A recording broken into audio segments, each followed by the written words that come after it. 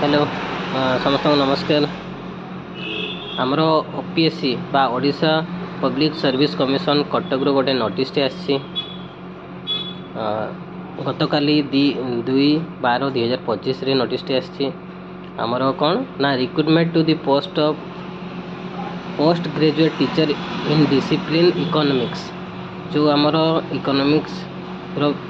Lecture बा teacher PGT exam होता तार आमर document verification document verification and interview बा पर्सनालिटी टेस्ट केबे अछि ना 15/12/2025 टू 20/12/2025 हम in the office of OPSC P K Parija road Cuttack रे हम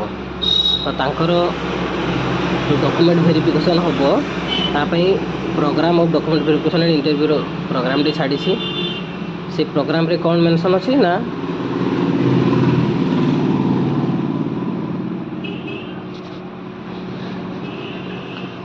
आपनकर प्रोग्राम जो रही 15 ରୁ 20 तारीख डॉक्यूमेंट वेरिफिकेशन तार डेट दिखाई देखो टाइम ऑफ वेरिफिकेशन है टाइम ऑफ इंटरव्यू आउ ता साइड को देखो रोल नंबर ऑफ कैंडिडेट जो क्वालिफाइड कैंडिडेट माने आपण मानकर रोल नंबर एठी दिया है।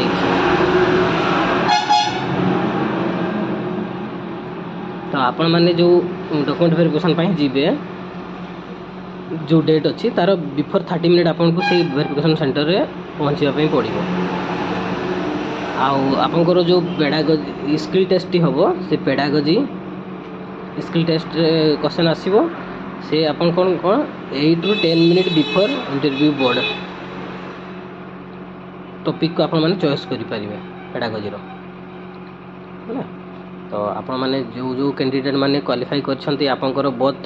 ओरिजिनल सबुरो सर्टिफिकेट सबुरो जेरॉक्स सेल्फ अटेस्टेड कॉपी नहीं कि जीवे डॉक्यूमेंट वेरिफिकेशन दिन